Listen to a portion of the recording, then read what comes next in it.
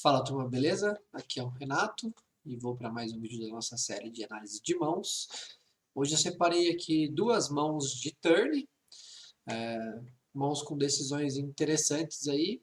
Então vamos começar pela primeira. A primeira aqui é uma mesa 2-4, onde o jogador do MP dá um open. Então aqui a gente não tem nenhuma informação dos jogadores aqui, né, de stat, nem nada. Vamos tomar decisões de maneira generalizada, né? Então a primeira decisão que a gente tem aqui é pré-flop, se a gente vai jogar de call, fold ou tribet, no caso. Tribet com certeza eu não cogitaria com essa mão contra o MP, tá? Então aqui a decisão ficaria entre o call e o fold, vai depender muito do perfil do jogador que está abrindo do MP e do perfil do jogador do Big Blind, né? Se o Big Blind for um jogador mais agressivo, né, que tenha mais possibilidades dele dar um squeeze, no caso, eu já vou descartar bastante a possibilidade de dar esse cold call aqui no small blind, né? Agora, se ele for um jogador mais tight, mais passivo, aí eu posso começar a incluir esse tipo de mão, tá? Então aqui o herói acabou optando pelo call contra o MP, que eu acho ok aqui nesse cenário, tá? Por mais que eu tenha aqui o suited em as junto com o de rei, né? Eu não estou me importando tanto com isso, é claro que afeta um pouco na lucratividade da mão, né? Porque você diminui um pouco do cooler que você vai ter entre os flushes de clubs, no caso, mas ainda a conectividade da mão, né? Ela é decente e ela é uma double suited perfeita. Então, acho de boa aqui, não, call pré-flop. Flop a gente teria uma decisão bem fácil aqui, né? De só desligar a mão, né? Check fold. Num board de 4-4-3, chutones que a gente não tem ouros. Porém, o agressor deu check behind, né? Então aqui a gente já começa a conseguir traçar possíveis mãos que ele pode ter, né? Então, por exemplo, mãos que tenham 4. Vejo que pouquíssimos do field aqui jogariam de check. Eu imagino que vai betar, mesmo que fosse o full de 4 e 3, pode ser que ele dê check uma quadra? Até pode ser, mas ele está de MP, abrindo uma mão que tenha 4-4, é uma frequência baixa.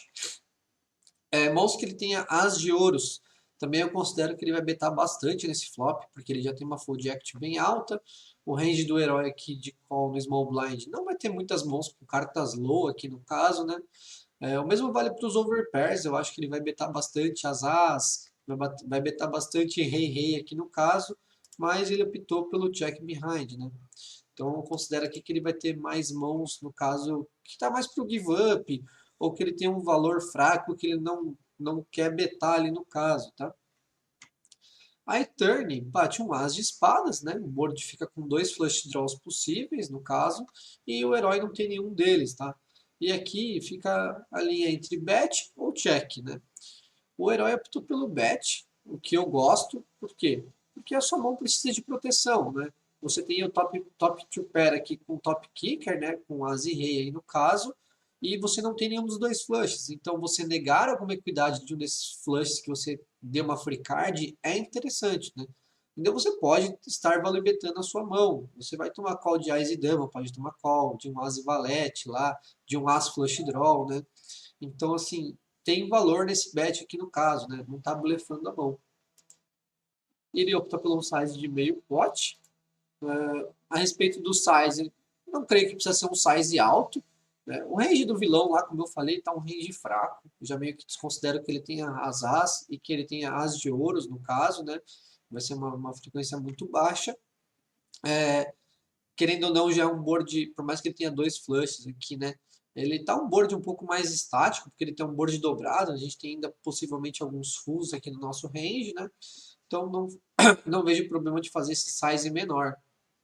E acontece uma reação inesperada aqui, que o vilão dá um clique, né? E o que esse clique manda de informação, né? Que mãos que ele está conseguindo representar aí? Como eu falei, eu não vejo ele tendo as as, eu não vejo ele tendo 4x, né? Me parece o quê? Que ele está usando o as, que é uma carta favorável ao range que ele abriu de MP, para ele atacar o seu bet e fazer foldar algumas mãos ali, que se você tem algum as de x fraco, algum flush draw que esteja apostando aqui no caso, né? Então, a decisão do herói aqui, que ele jogou de call nesse turn, eu gosto, ainda vejo valor na nossa mão, a gente tem um bluff catcher decente. Não vejo motivo de dar outro raise nele, né? Aí sim estaria blefando a mão. É claro que agora você ainda vai ter problemas com os dois flushes no river, jogando fora de posição, né? Que ele acabou vendo por um preço até relativamente barato, sim, né? Mas são os problemas de se jogar fora de posição, né? E tudo que não for os flushes, você ainda vai ter um bluff catcher bem tranquilo no river. E quando bater o flush, não necessariamente ele vai apostar, né? Se bater ouros, ele pode dar check behind lá, um as e dama da vida lá, e você ainda puxar a mão, né? Então pode acontecer esse cenário. E aí bate uma carta interessantíssima, que é o 6. Então a nossa mão ainda melhora, né? A gente evolui de top to pair para agora o straight, e ainda fica um pouco mais fácil a nossa decisão, né? O herói joga de check e o vilão pota, né? Então, aqui ele está polarizando total o range dele. Por quê? Porque não faz sentido ele pegar uma mão, por exemplo, um as e dama, um as e rei e potar no river, né? Não faz sentido ele pegar um 5 e 2 e potar no river, ou até mesmo um 3-3, sei lá, algo do tipo que ele jogou de maneira esquisita no flop ali. É, de novo, reforçando, 4x e as eu considero muito pouco, e essa jogada ele está tentando representar essas mãos, justamente um as, um as e 4, que ele está representando com esse size bem alto aqui no caso, né? Aqui o herói optou por um call relativamente fácil, como eu falei, e pegou aí um blefe do vilão. O vilão não tinha nada, né? Ele não tinha nem flush, né? Então, o range que a gente colocou ali para ele flop fez bastante sentido. Ele tinha um valor de showdown, mas ele tinha um valor de showdown fraco, que ele nem tinha blocker suficiente e não quis apostar, né? Então a nossa leitura flop e turn foram corretas, né? E river também, no caso, quando o herói opta por esse hero call aqui, né? Eu nem considero muito hero call, mas porque a jogada dele não fazia sentido. E a próxima mão, aqui já numa mesa 10-20, o herói aqui tem um as do TG, ele dá o open, e vão ter aí uma série de calls, né? Então foram 4 calls. O MP, o botão, o small e o big blind deram call. O que torna muito mais difícil de jogar, né? Quanto mais pessoas na mão, mais fortes você vai ter que acertar a sua interação com o board, né? Você tem menos fold equity, as equidades são mais distribuídas entre as mãos aí e os ranges dos oponentes. E aqui a gente acerta um board bem ruim para nossa mão, né? 9-8-2, Rainbow, né? Por mais que a gente tenha esse 8, nossa mão está muito fraca, é uma mão que tem bastante straight draw e bastante presente no range dos vilões ainda, né? Mãos como 10 e valete dama, 10 valete 7, né? 10, 7, 6 são mãos ainda muito jogadas pelos jogadores, né? Nessa região, até mesmo 8, 9 com alguma outra coisa. Então aqui a gente tem uma decisão fácil de desligar a mão, né? O small e o big deram check, e o herói, no caso, deu check. Só que aí, para nossa surpresa, a mão rodou em check. Então ninguém apostou, e bate uma carta interessante que é um 4 de ouros. Por que interessante? Primeiro porque a gente agora tem um wrap, né? A gente tem um blocker do 8 que tem wrap, e o overpair, no caso, né? E a gente não bloqueia nenhuma carta de ouros, né? Só que aí, o small e o big dão check, e qual seria a nossa decisão aqui? Se é bet ou check, tá? A minha visão sobre essa mão é ainda jogar de check. Por quê?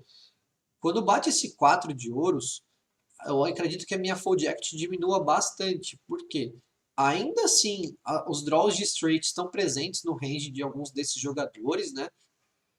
Porque rodou em check flop que simplesmente não existem esses combos de mãos nos ranges deles. E porque abriu esse flush de draw justamente que a gente não tem. Então eu vejo que você vai tomar ainda bastante call, caso você apostasse aqui, e tem muitos rivers ruins, né?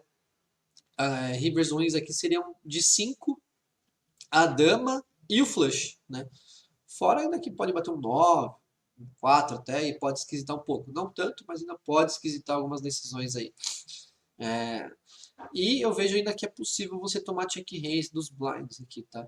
Como rodou em check, eles podem fazer algum slow play aqui para algumas mãos como a nossa, apostar turn e pegarem aqui um 9-9, um 9-8, um 4-4 e jogarem de check raise. Então eu jogaria de forma cautelosa aqui, eu jogaria de check, no caso daria ainda check call provavelmente contra HU, né? Contra um desses dois aqui, de preferência. Se fosse multi-way, aí sim eu foldaria, né? Só se fosse um size muito barato. Aí sim eu poderia continuar o call. O herói deu check. O MP deu check. E o botão pot. E aqui começa a ficar interessante a mão, né? Porque o vilão do botão, que fechou a ação flop, num 982 Rainbow, deu check behind. Ele não apostou. E aí num 4 de ouros ele aposta pot. Então, assim, que mãos que ele está conseguindo representar, que mãos que ele tem no range dele, né? 9-9, 8-8, 2-2, 9-8, 9-2 são mãos que eu descarto, né? Para mim, todas essas mãos apostariam flop ou deveriam apostar flop, né? Não vão dar uma free card para 4 jogadores. Abriu, como eu falei, a carta de ouros que a gente não bloqueia. Então, eu imagino que agora ele tenha conseguido algum tipo de draw, preferencialmente com o flush draw aqui no caso, que a mão dele melhora um pouco de equidade, ele vê que tem fraqueza nas pessoas que deram cheque aqui, e aí ele vai apostar contando com alguma fold equity, e se não tiver fold equity, ele tem uma equidade, né? Ele deve ter um flush draw lá para realizar.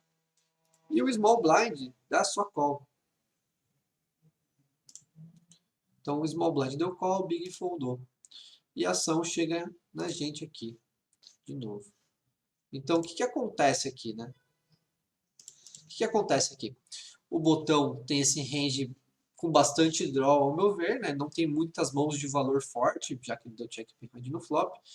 E o small tem muito draw, né? Que mão também que o small blind tem de valor forte, decente aqui, que não dá raise nesse bet, né?